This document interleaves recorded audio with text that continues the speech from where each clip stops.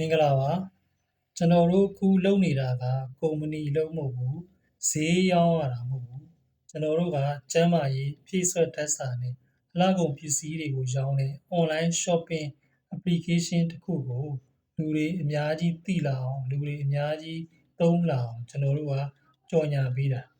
သူ့တဲကထုတ်ကုန်တွေကိုဝယ်သုံးတိုင်းဝယ်သူရှိတိုင်းကျွန်တော်တို့ကကော်မရှင်ကတွေပါစင်းနဲ့ရတယ်ကျွန်တော်တို့များများကြော်ညာမယ်ဝယ်သူများများရှိရင်များများရတယ်ကျွန်တော်တို့နည်းနည်းကြော်ညာမယ်ဝယ်သူနည်းနည်းရှိရင်နည်းနည်းရတယ်ဘာမှမကြော်ညာဘူးဘာမှမလုပ်ဘူးဝယ်သူတစ်ယောက်မှမရှိရင်ဘာမှမရဘူးတပြားတစ်ချက်မှမရဘူးဒါကြောင့်ကျွန်တော်တို့ကရွေးချယ်စရာမရှိဘူးကျွန်တော်တို့များများရခြင်းလို့များများလုပ်တယ်များများကြော်ညာတယ်ဒီကအကိုတွေအမတွေလည်းများများရခြင်းရင်များများလုပ်များများကြော်ညာဒီလောက်ကဖုန်းအင်တာနက်ရှိုံနဲ့အားလုံးလုပ်လို့ရတယ်ကျွန်တော်တို့က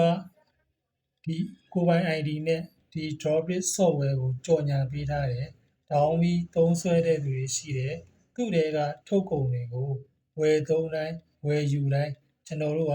ကော်မရှင်ကတွေရတယ်ကြော်ညာကတွေရတယ်အားလုံးပဲအဆင်ပြေကြပါစေ